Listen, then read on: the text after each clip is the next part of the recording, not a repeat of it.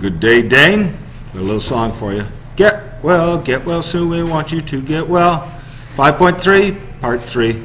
Here we come. Anyways, in this second column, I give you the derivative, not the original function. Can we work backwards and forwards? Basically, which way do we want to go? I think right now in our mindset, I'm going to tell us to go from this to second derivative. Because really, it's the derivative of that derivative. And then we can see what this tells us. So, if we're doing the derivative of f prime of x, what's the easiest spots to tell on a derivative? The zeros, right? Where's the derivative? Where's the second derivative going to be 0? Here and here, right? Because the slopes of the tangent lines are 0. So basically, directly below this, you're going to plot a 0 here. I'm going to zip that up. So I'm going to just put a dot there. Where's the other one? One dot in. Okay.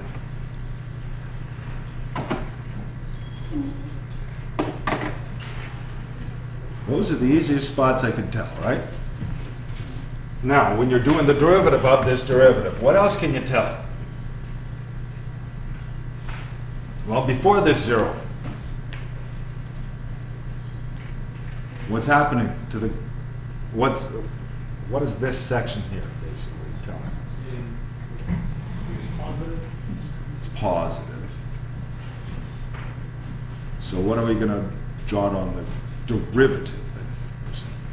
Since this is increasing from left to right, what does the derivative look like? Okay, you're mixing up two things. I'm just saying the slope of this tangent line, right? Okay, I'm going to get this up. There we are.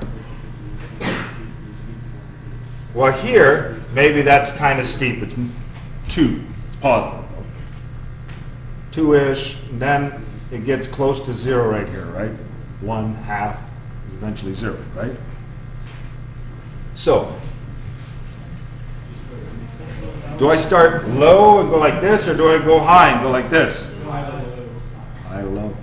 And does it go straight in, do you think, or does it swirl in, or what? Swirls in, that's not a great word, but okay. You think, or do you think there's curviness to it? Let's take a look at this. See what we know. So I'm comparing like a spot like this. How did this one go? You know that same equivalent spot? Kind of just swings in because it's just like straight on in, kind of. So it starts out, you know, I was saying 2 or 3 or something like this, but it comes in. It's got some curviness to it, but it's not necessarily. We'll see. Now what?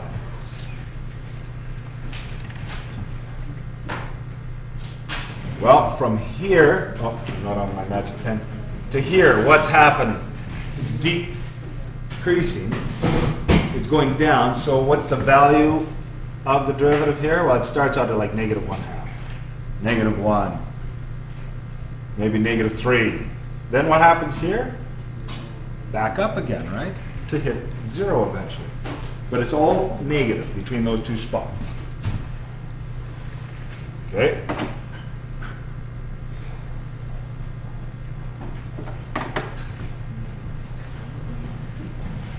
Okay, then what happens after that?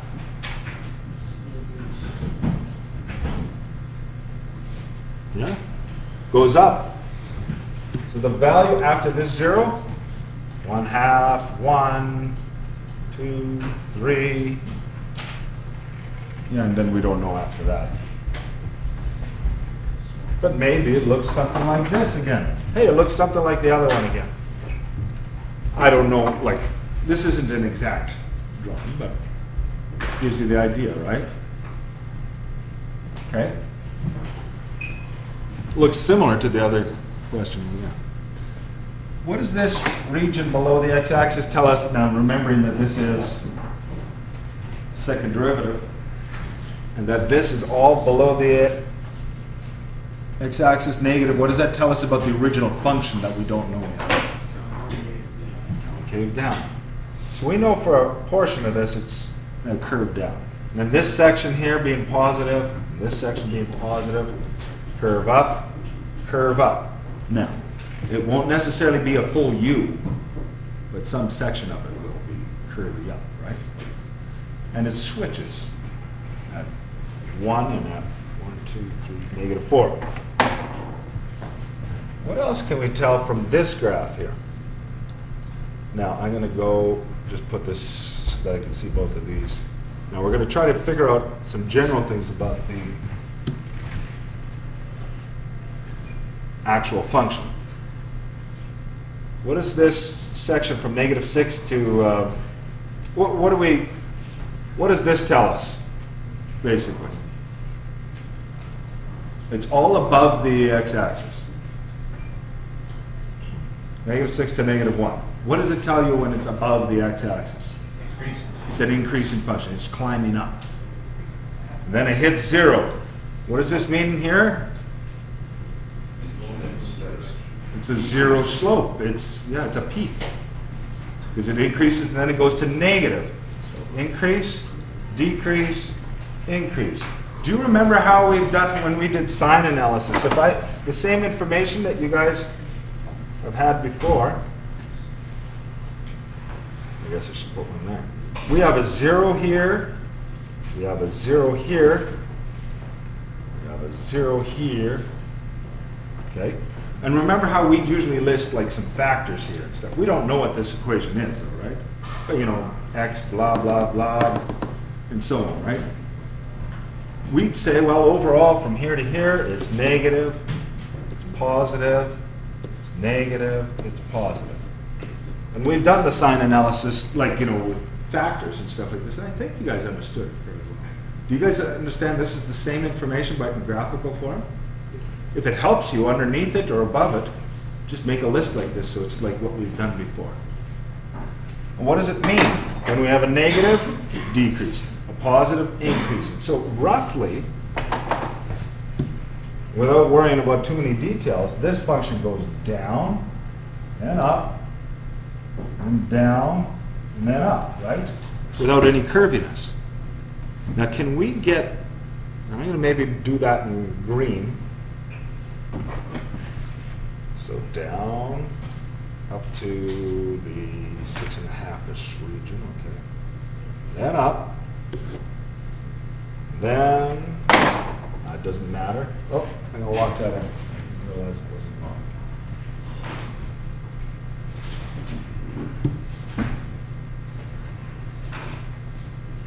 Then up until negative 1.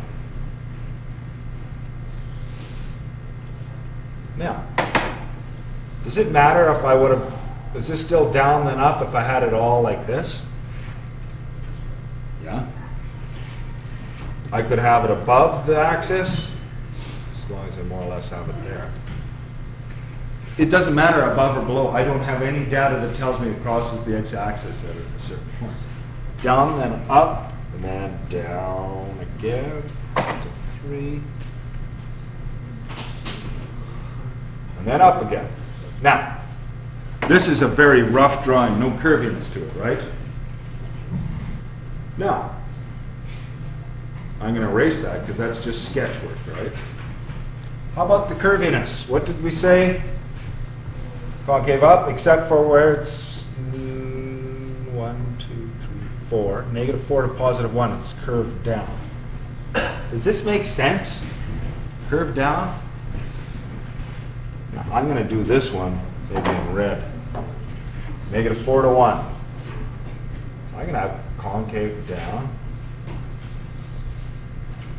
That makes sense. Hey, it fits over my straight line sketch. And then concave up. And then concave up on this side. Does that make some sense?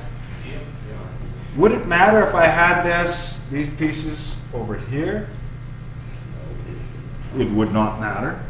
It would be the exact same if I had the whole graph down here Up here, it's only the x values that matter, right? Okay. I don't need the green on it, but maybe I'll leave it there just so you can see the screen. Do you guys sort of see how, from a graph of a derivative, you can come up with the other two things, working backwards? You'll get some practice at this. It's a bit of a skill, a stretch for some. Without the equation, to come up with what the sketch of the graph kind of looks like. Any questions at this minute? Okay, because I'll get you guys to try some more of these in a minute. Just a little summary though. I will flip now? Or should I? You will flip now. I will flip. That's a Jedi thing. Okay. This is a bit of a summary here. Learn about functions from the derivative, and I just tried that, given the derivative. Differentiable, smooth. Graph may rise and fall. Okay. That's okay. But to be differentiable means that it's smooth. No things like this. That's not differentiable, right? Okay. If the derivative is greater than 0, it's rising from left to right. There may be some waves to it. It doesn't have to be all like this. It can be. You can have some finite amount of 0 in there too for the derivative. And less than 0, it's decreasing from left to right. And then double prime. If it's greater than 0, it's some portion of concave up, right? See those? Concave down. If it's less than 0. If the second derivative changes signs, you have an inflection point. If the first derivative changes signs, a local max or min. If the derivative is equal to 0 and the second derivative is less than 0, you have a maximum. And then vice versa, derivative is equal to 0 and the second derivative is greater than 0, you have a minimum.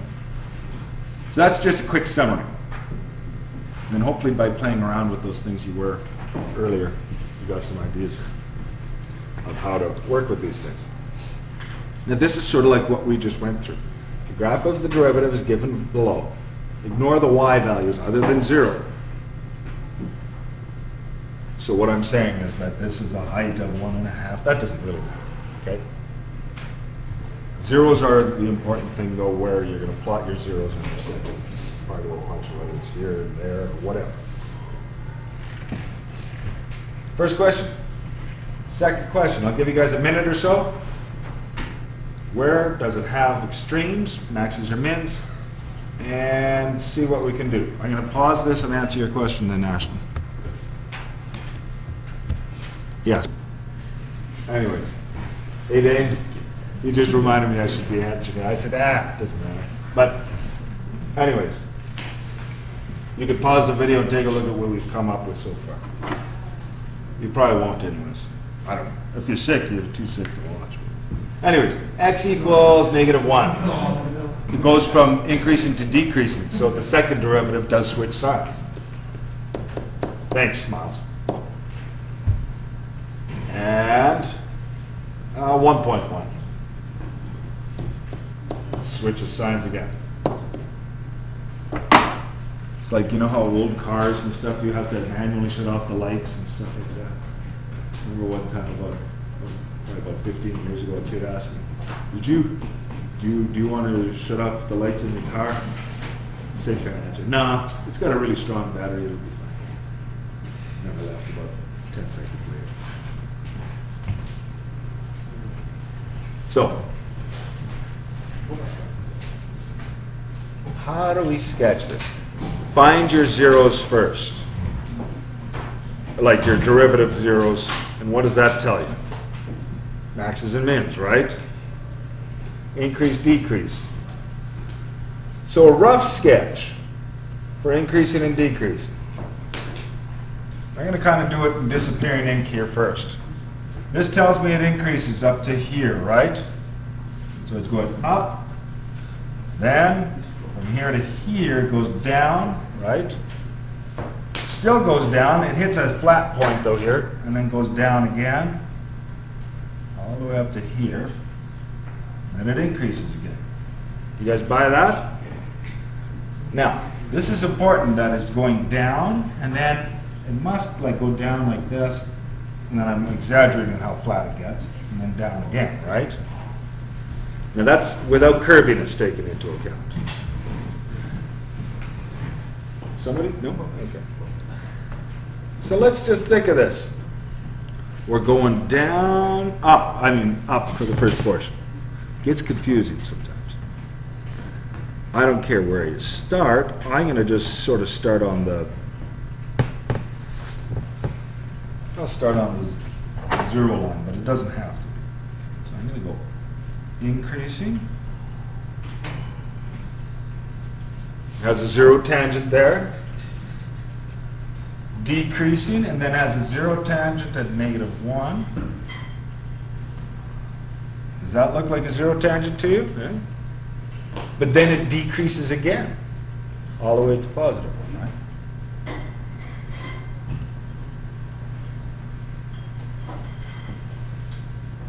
Did I do it wrong? Yes, I did. I got mixed up, didn't I? What did I do wrong? This second portion. Explain to me. I caught my mistake right away. I didn't mean to do it, but I knew it was a mistake as soon as I lifted my pen. What's the mistake I made? Yeah. Where does that actually stop decreasing? At 2. I was going like this. No. Shidaka goes to here, right? Yeah, okay. Yes. Try it again. There. Does it matter how low I went? No, not really. We have no indication how low it goes. And then it increases after that. Do we know anything about it crossing the x-axis? Not really, no.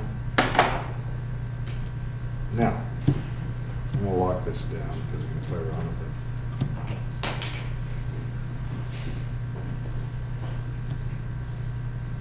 Group. Okay, this is the way I drew it. What if somebody drew it like this? Still work? Yep.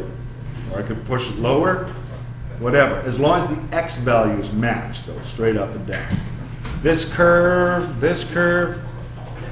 Why does that, mathematically, if you had equations, why is that true? That I could have this curve or that curve? I'm going to duplicate this. Clone. Why could I have this one or this one? Why are they both giving me the same derivative? Because there's a constant. The only thing that moves it up or down is +5 or -7. F of x plus 3, maybe. I don't know. You know, f of x plus 3, well, you know, something like this. Zips it up that much, right? And then you just do the derivative. What happens to the derivative of the +3 at the end? It zeroes out, so they all become the same derivative. Now, you can always work backwards now and say, I got this answer. The derivative from here to here is going to be positive. It's decreasing, it's a 0, decreases again, I'm going to get a bunch of negatives. Yep, I do get a negative zone there. You guys follow what we're talking about, I hope. Maybe you don't, actually. It's very possible. Do you guys, once you practice a bit, question? On a test with a -4 with a comma 3, would you have to like stop at exactly -4? Oh, like where, here? Yeah. You have to draw a dot. Well, that's all I know for sure. Do I have to draw a dot? No, I'll be fine with that. If you just stop in that ballpark. I was going to put arrows on there, and I'd probably be accepting of that too. Did I have arrows on the original function? No, I didn't. If I had arrows, that would indicate it continues going like this, non-stop. Then you could do that. But who knows? Maybe the next part of this goes like that, right? That's just the zone that I've shown you. I'll be forgiving on that, though, if it's... Okay? So there's that. there's these to finish. We've sketched graphs. We're gonna leave this be. You guys have a bunch of stuff to work on, okay? You got 20 minutes to work on this stuff too. So, I was hoping you had done the questions on the sheet. You guys are late.